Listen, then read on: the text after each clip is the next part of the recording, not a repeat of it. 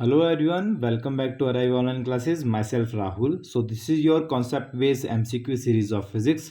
सो आज का टॉपिक हमारा लेक्चर नंबर 12 में है इलेक्ट्रिसिटी का। और इलेक्ट्रिसिटी से बहुत सारे क्वेश्चन जो आए आपसे एग्जाम में पूछे जाते हैं। तो सबसे पहले हम टॉपिक को समझते हैं, कॉन्सेप्ट को समझते हैं, उसके बाद इससे रिलेटेड कुछ क्वेश्चंस हम लगाएंगे। तो स्टार्ट करते हैं आज के लेक्चर को। फर्स्ट हमारा है इलेक्ट्रिसिटी में। तो इलेक्ट्रिसिटी को समझने के लिए सबसे पहले हमें इलेक्ट्रिक चार्ज को समझना होगा। ठीक है, अब इलेक्ट्रिक चार्ज क्या होता है? तो electric charge is the fundamental property of matter. तो एक इंट्रिंसिक फंडामेंटल प्रॉपर्टी है, मतलब किसी भी मैटर के अंदर की प्रॉपर्टी को हम इलेक्ट्रिक चार्ज बोलते हैं। और यहाँ पे दो चार्ज दे रखे हैं। तो किसी बॉडी में या जो चार्ज होते हैं वो दो तरह के ही होते हैं। एक होते हैं आपके पॉजिटिव चार्ज और second one is negative charge. अब जो पॉजिटिव चार्ज होता है वो किसके वजह से होता है? जैसे क्योंकि हमें पता है कि जो आपका कोई भी मैटर है वो किसी एक एटम से मिलके बना हुआ है, तो उसमें बहुत सारे करोड़ों खरबों एटम होते हैं। अब वो सारे एटम बना मिल करके एक मैटर बनाते हैं। तो मैटर का जो फंडामेंटल ब्लॉक है वो एक एटम है। और एटम के अंदर एक न्यूक्लियस होता है और इलेक्ट्रॉन इसके सराउंडिंग में इस तरीके से रिवॉल्व कर रहे होते हैं शेल्स के अंदर। ठीक है, इस तरीके से। अब जब ये जो आपका न्यूक्लियस होता है, तो न्यूक्लियस के अंदर क्या होते हैं? प्रोटॉन्स होते हैं और न्यूट्रॉन्स होते हैं। तो प्रोटॉन और न्यूट्रॉन को हम कंबाइनली क्या बोलते हैं? न्यूक्लियॉन्स बोल देते हैं। तो न्यूक्लियॉन्स किसे बोला जाता है? जो न्यूक्लियस में पाए जाते हैं, that is proton and neutron को हम क्या बोलते हैं? न्यूक्लियॉन्स बोल देते हैं। अब जो इलेक्ट्रॉन है वो तो सराउंडिंग में घूम रहे हैं गोल गोल। ठीक है, अब यहाँ पे जो इलेक्ट्रॉन है, तो इलेक्ट्रॉन के ऊपर जो चार्ज रहता है वो आपका नेगेटिव रहता है इस तरीके से, और प्रोटॉन के ऊपर जो चार्ज रहता है वो पॉजिटिव रहता है। और एक इलेक्ट्रॉन के ऊपर कितना चार्ज रहता है? अब चार्ज क्या है? एक इंट्रिंसिक प्रॉपर्टी है किसी भी बॉडी की। अब चार्ज के जो यूनिट रहते हैं, दैट इज यूनिट जो रहते हैं चार्ज के, वो कूलम रहते हैं। और चार्ज को हम क्यू से रिप्रेजेंट करते हैं। तो चार्ज के यूनिट कूलम रहते हैं। ठीक है, तो एक इलेक्ट्रॉन के ऊपर नेगेटिव चार्ज है, बट उसकी वैल्यू कितनी है? That is -1.6 into 10⁻⁻19 coulomb. ठीक है, तो एक इलेक्ट्रॉन के ऊपर इतना चार्ज है। सिमिलरली प्रोटॉन के ऊपर भी उतना ही चार्ज रहेगा जितना इलेक्ट्रॉन के ऊपर रहेगा, बट रहेगा पॉजिटिव। तो 1.6 इंटू 10⁻⁻19 कूलम ही चार्ज रहेगा, बट रहेगा पॉजिटिव। तो ये प्लस चार्ज है प्रोटॉन के ऊपर और नेगेटिव चार्ज है आपके इलेक्ट्रॉन के ऊपर। अब जो आपका एटम रहता है वो हम बोलते हैं वो एटम जो है न्यूट्रल रहता है। अगर एटम न्यूट्रल कब होगा? जब इसके अंदर जो प्रोटॉन है, अगर मानते हैं 5 प्रोटॉन इसके अंदर हैं और 5 ही न्यूट्रॉन हैं। ठीक है, तो न्यूट्रॉन के ऊपर जो चार्ज रहता है वो जीरो होता है। तो न्यूट्रॉन के ऊपर चार्ज जीरो होता है। प्रोटॉन के ऊपर चार्ज रहता है जो कि पॉजिटिव होता है, और इलेक्ट्रॉन के ऊपर नेगेटिव चार्ज होता है। और कितना चार्ज होता है वो मैंने बता दिया। अब 5 प्रोटॉन के ऊपर कितना चार्ज है? एक इलेक्ट्रॉन के ऊपर होता है, सॉरी, एक प्रोटॉन के ऊपर होता है 1.6 इंटू 10⁻⁻9। 5 के ऊपर कितना होगा? तो 5 से आप मल्टीप्लाई कर दो। तो हम एटम को बैलेंस कब बोलेंगे कि एटम के ऊपर टोटल चार्ज जीरो है। तो एटम का टोटल चार्ज जीरो कब होगा? जब सामने इसके सराउंडिंग में जितने भी आपके इलेक्ट्रॉन रिवॉल्व कर रहे हैं उन सभी के वो उनका जो नंबर है वो आपके प्रोटॉन के नंबर के बराबर रहेगा। मतलब अगर किसी एटम में 5 प्रोटॉन न्यूक्लियस में है और 5 इलेक्ट्रॉन आपके उसके सराउंडिंग में रिवॉल्व कर रहे हैं, तो इसने 5 प्रोटॉन ने पॉजिटिव चार्ज ने नेगेटिव चार्ज को क्या कर दिया? बैलेंस कर दिया। इसलिए टोटल चार्ज जो रहा वो आपका जीरो रहा। ठीक है, क्लियर है? तो 5 unit positive charge, 5 unit negative charge, तो हम बोलेंगे बॉडी क्या हो रहेगी या फिर एटम क्या हो जाएगा? बैलेंस। तो दोनों चार्ज प्लस और माइनस एक दूसरे को काट रहे हैं, इसलिए टोटल चार्ज जो रह रहा है वो आपका न्यूट्रल रह रहा है। तो आपका जो एटम है वो न्यूट्रल है। ठीक है, अब इलेक्ट्रिकल न्यूट्रल कब होगा? जब प्रोटॉन और न्यूट्रॉन का नंबर बराबर रहेगा। अब जैसे मैं यहाँ पे सोडियम लिखता हूँ, तो सोडियम 1123। अब सोडियम के ऊपर Na पॉजिटिव चार्ज कब आएगा? 1 यूनिट पॉजिटिव चार्ज। तो इसने एक इलेक्ट्रॉन लूज किया हुआ होगा। तो इसका मतलब जब कोई एटम क्या करता है, इलेक्ट्रॉन को लूज करता है। तो उसमें जैसे मान लेते हैं यहाँ पे मैंने जो एग्जांपल दे रखा था, यहाँ पे 5 प्रोटॉन हैं और पहले इसमें 5 ही इलेक्ट्रॉन रिवॉल्व कर रहे थे, तो एटम था बैलेंस, मतलब एटम न्यूट्रल था इलेक्ट्रिकली। बट जैसे ही यहाँ पे एक इलेक्ट्रॉन हमने किसी मेथड से या रब करके हमने इसको बाहर निकाल दिया, जिसकी वजह से यहाँ पे जो इलेक्ट्रॉन है उनकी संख्या 4 हो गई। तो 5 प्रोटॉन है, 4 इलेक्ट्रॉन है, तो 5 प्रोटॉन ने 4 इलेक्ट्रॉन के नंबर को क्या कर दिया, या 4 इलेक्ट्रॉन के चार्ज को बैलेंस कर दिया।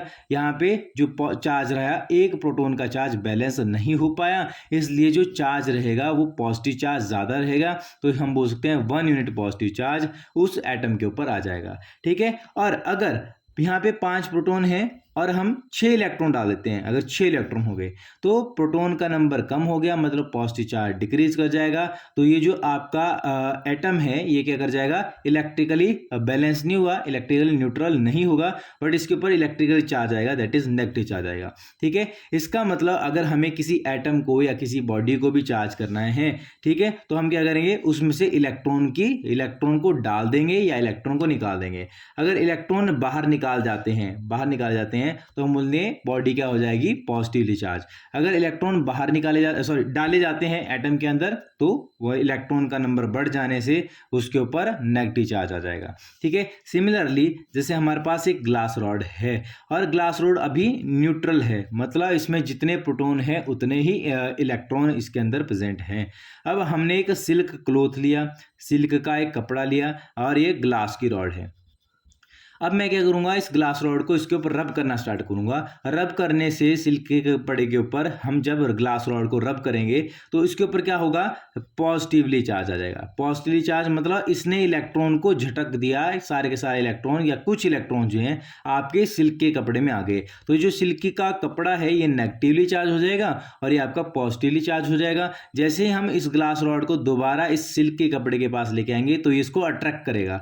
इसका मतलब ये क्या हो गए, इलेक्ट्रिकली चार्ज हो गए। तो ये इसके ऊपर पॉजिटिव चार्ज क्यों आया, क्योंकि इसके एटम में ने क्या किया, इलेक्ट्रॉन्स को लूज कर दिया। और जब इलेक्ट्रॉन्स लूज होते हैं तो पॉजिटिव चार्ज बढ़ जाता है और नेगेटिव चार्ज कम हो जाता है एटम में। हम बोलते हैं वो एटम जो है पॉजिटिव चार्ज हो जाता है। अब इसमें एक एटम तो होगा नहीं, बहुत सारे एटम होंगे, तो वो सारे पॉजिटिवली चार्ज हो गए। और यहाँ पे इलेक्ट्रॉन, क्योंकि चार्ज कभी भी खत्म नहीं होता है, तो यहाँ जितना चार्ज यहाँ से इधर को ट्रांसफर हुआ, अगर मानते हैं यहाँ से 50 इलेक्ट्रॉन यहाँ को गए तो 50 इलेक्ट्रॉन इसने गेन भी किए होंगे, क्योंकि अगर 50 इलेक्ट्रॉन लूज किए तो 50 इलेक्ट्रॉन गेन भी किए होंगे। इसको हम बोलते हैं law of conservation of charge.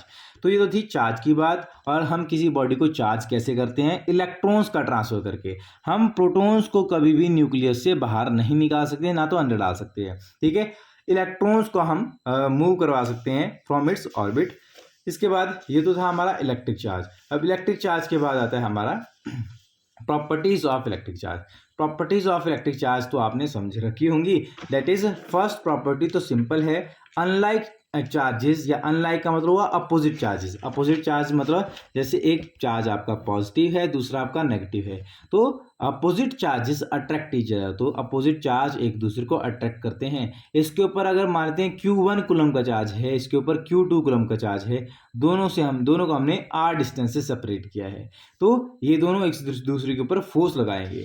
और अगर लाइक चार्जेस मतलब सिमिलर चार्जेस हैं, ये भी अगर आपका पॉजिटिव है, दूसरा भी आपका पॉजिटिव है, या फिर ये भी नेगेटिव है, ये भी नेगेटिव है, तो ये एक दूसरे के ऊपर रिपल्सिव फोर्स एक्सर्ट करेंगे।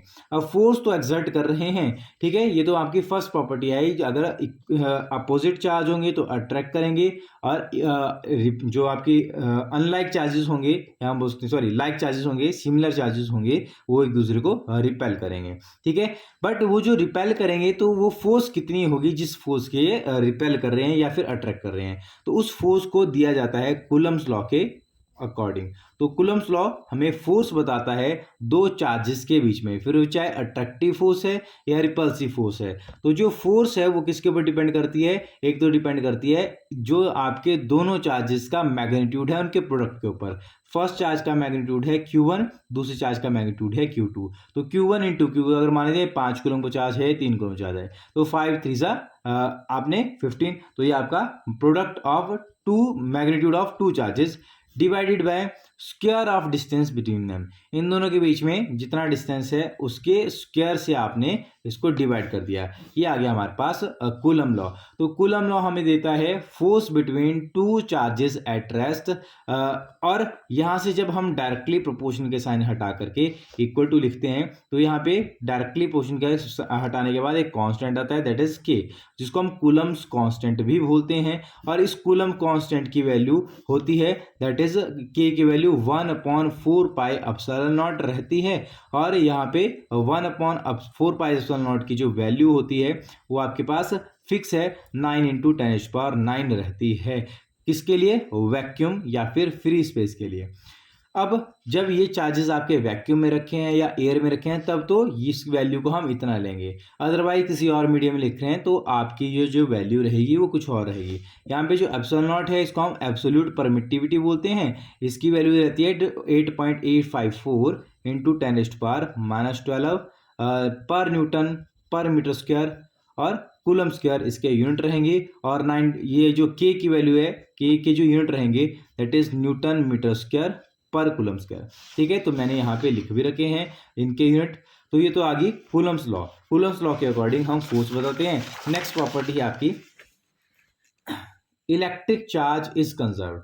तो इलेक्ट्रिक चार्ज कंजर्व रहेगा, ना तो हम चार्ज को क्रिएट कर सकते हैं ना तो डिस्ट्रॉय कर सकते हैं। जैसे कि अभी आपने समझा कि अगर मेरे को किसी बॉडी को चार्ज करना होगा तो मैं क्या करूंगा, उसको इसके ऊपर रब करूंगा या कोई और मेथड से इसको चार्ज करूंगा। तो आपके पास 3 मेथड होते हैं चार्ज करने, कंडक्शन, इंडक्शन एंड फ्रिक्शनल।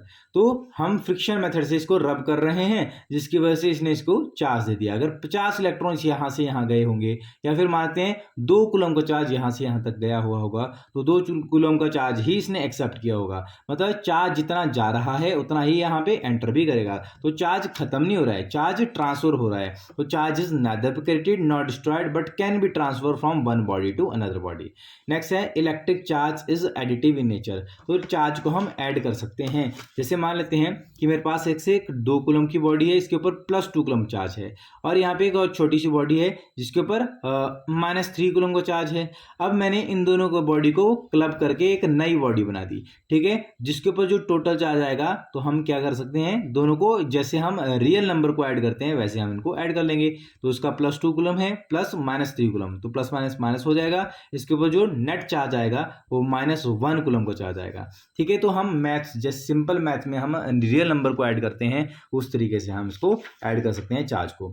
अब इलेक्ट्रिक चार्ज जो है क्वांटाइज होता है। क्वांटाइज मतलब किसी भी बॉडी के अंदर टोटल चार्ज, अगर मान लेते हैं ये मेरे पास ऐसे कोई बॉडी है और इस बॉडी के ऊपर टोटल चार्ज मेरे को निकालना है, तो टोटल चार्ज हम कैसे निकालेंगे, n से मल्टीप्लाई कर देंगे। n क्या है, number of electrons in a body. इस बॉडी में कितने इलेक्ट्रॉन्स हैं, multiply by charge on each electron. एक इलेक्ट्रॉन के ऊपर कितना चार्ज होता है, दैट इज 1.6 × 10⁻⁻19। तो आपके पास नंबर ऑफ इलेक्ट्रॉन से आपने एक इलेक्ट्रॉन के चार्ज को मल्टीप्लाई कर दिया 1.6 × 10⁻⁻19 कूलम।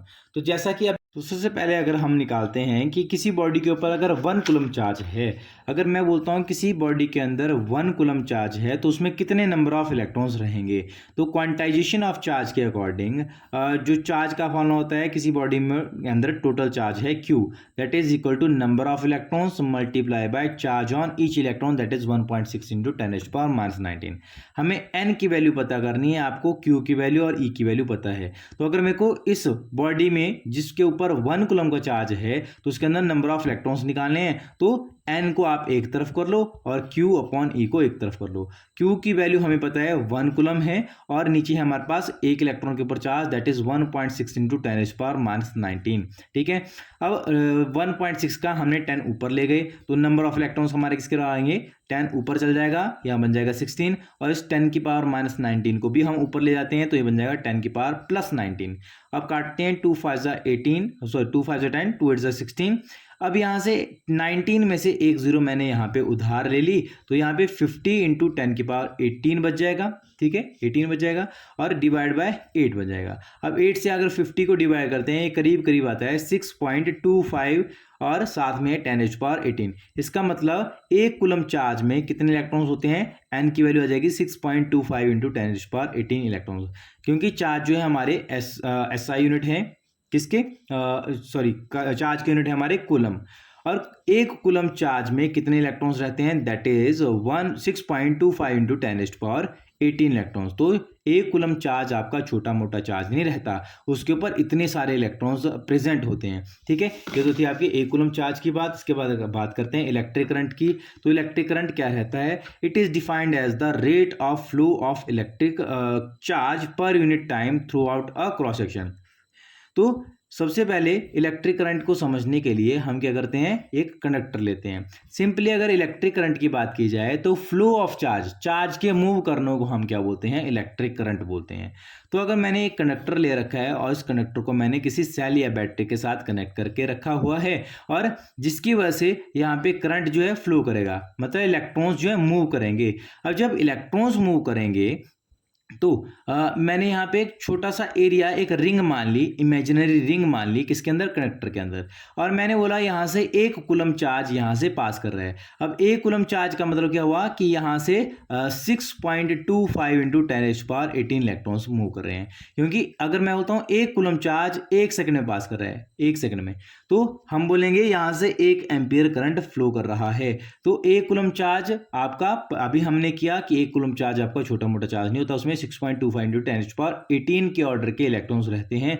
अगर किसी छोटे से एरिया से, एक छोटे से गेट से 1 सेकंड में इतने इलेक्ट्रॉन्स पास करते हैं तो हम बोलेंगे 1 एम्पियर करंट बन रहा है। तो करंट का फॉर्म होता है charge flowing per unit time, और चार्ज हम कूलम में ही भरेंगे। 1 कूलम अगर 1 सेकंड में पास करता है तो 1 कूलम डिवाइड बाय 1 सेकंड, तो 1 कूलम डिवाइड बाय 1 सेकंड हम बोलेंगे 1 कूलम पर सेकंड, तो 1 कूलम पर सेकंड बनता है हमारा 1 एम्पियर। तो करंट के जो यूनिट हैं वो आपके एम्पियर हैं। अगर यहाँ से 1 सेकंड में 2 कूलम चार्ज आएगा तो हम बोलेंगे 2 एम्पियर करंट है। 3 कूलम चार्ज आएगा तो 3 इलेक्ट्रॉन्स है। 3 कूलम चार्ज मतलब इतने इलेक्ट्रॉन्स के 3 गुना इलेक्ट्रॉन्स 1 सेकंड में यहाँ से पास कर रहे हैं।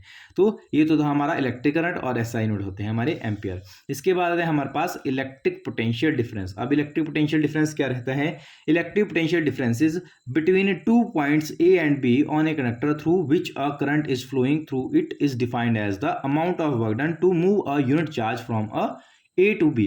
तो इसका मतलब क्या हुआ कि मान लेते हैं मेरे पास ऐसे कोई कंडक्टर है, और इस कंडक्टर में इस पॉइंट को मैंने नाम दे दिया ए पॉइंट, और इस पॉइंट को मैंने नाम दे दिया बी पॉइंट। ठीक है, और मैंने यहाँ पे लगा रखी है बैटरी। तो बैटरी का काम क्या होता है, इस कंडक्टर में इलेक्ट्रॉन्स को मूव करवाना, चार्ज को मूव कराना। तो ये क्या कर रहा है, कितने कूलम का चार्ज मूव करवा रहा है, और उस चार्ज को मूव कराने में इसका कितना वर्क डन करना पड़ रहा है, उसी को हम क्या बोलते हैं, इलेक्ट्रिक पोटेंशियल डिफरेंस बोलते हैं। तो अगर मानते हैं यहाँ पे ये जो आपकी बैटरी है, इसका पोटेंशियल डिफरेंस इस बड़े वाले टर्मिनल और छोटे वाले टर्मिनल के बीच में जो पोटेंशियल डिफरेंस है वो पॉजिटिव है, या फिर हम पोटेंशियल डिफरेंस को डिफाइन करना चाहें कि चार्ज को एक पॉइंट से दूसरे पॉइंट तक पहुंचाने में कितने, एक कूलम चार्ज को एक पॉइंट से दूसरे पॉइंट तक पहुंचाने में इस सेल या बैटरी ने कितना काम किया, कितना वर्क किया, उसको हम क्या बोलते हैं, इलेक्ट्रिक पोटेंशियल डिफरेंस बोलेंगे। That is work done to bring the charge या to move a charge, unit charge मतलब 1 coulomb charge, work done to move 1 coulomb charge from A to B is called electric potential difference. तो work done divide by charge हमारा क्या रहता है, electric potential difference रहता है। और इसके जो यूनिट रहते हैं वोल्ट रहते हैं, या फिर अगर मैं यहाँ से बनाना चाहूँ जो जूल पर कूलम, तो जूल पर कूलम को ही हम क्या बोलते हैं, वोल्ट बोल देते हैं। इसके बाद आता है इलेक्ट्रिक फील्ड। अब इलेक्ट्रिक फील्ड क्या रहती है, ठीक है, जब भी कोई चार्ज आपका रेस्ट पे है, चाहे वो पॉजिटिव चार्ज है चाहे वो नेगेटिव चार्ज है, तो अगर मैं इसके सराउंडिंग में किसी दूसरे पॉजिटिव चार्ज को लेके आऊंगा तो ये इसको क्या करेगा, फोर्स लगा के दूर भगाएगा। ठीक है, तो इसका जो अगर मान लेते हैं ये हमारे पास क्या है, एक सोर्स चार्ज है जिसको मैंने क्यू नाम दे दिया, और ये हमारे पास छोटा सा चार्ज है क्यू नॉट, ये दूसरा चार्ज है। तो ये पॉजिटिव चार्ज इसके ऊपर कितना फोर्स लगा रहा है, ठीक है, वो निकालेंगे हम कूलम्स लॉ से। That is q not divide by are square, अगर आर इनके बीच में डिस्टेंस है। तो इलेक्ट्रिक फील्ड कितनी रहेगी इस पॉइंट के ऊपर, तो इलेक्ट्रिक फील्ड डिफाइन करते हैं हम फोर्स पर यूनिट चार्ज। तो इस छोटे से चार्ज के ऊपर ये बड़ा चार्ज छोटे से चार्ज के ऊपर कितना फोर्स लगा रहा है, डिवाइड बाय उस चार्ज का मैग्नीट्यूड।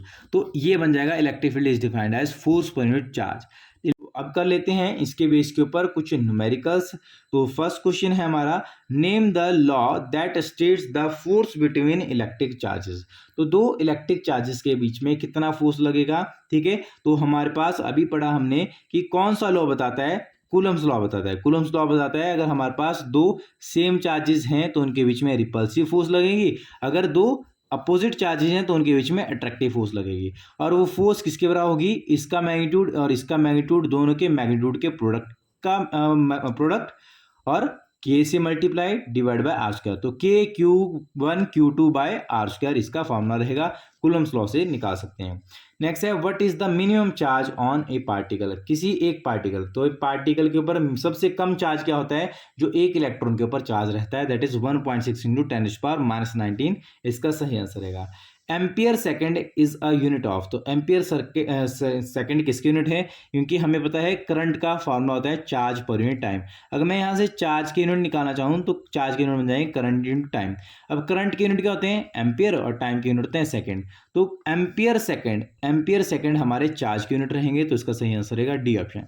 नेक्स्ट है, which of the following represent voltage. तो वोल्टेज का फॉर्मूला अभी देखा आपने, potential difference is equal to work done per unit charge. अब यहाँ पे चार्ज को अगर हम रिप्रेजेंट कर सकते हैं करंट इंटू टाइम में, तो अगर मैं यहाँ पे इसको लिख दूंगा work done is equal to current into time, तो यहाँ से हमारे पास ए ऑप्शन क्या रहेगा सही, work done is equal to current upon time. तो चार्ज को हमने करंट इंटू टाइम लिख दिया।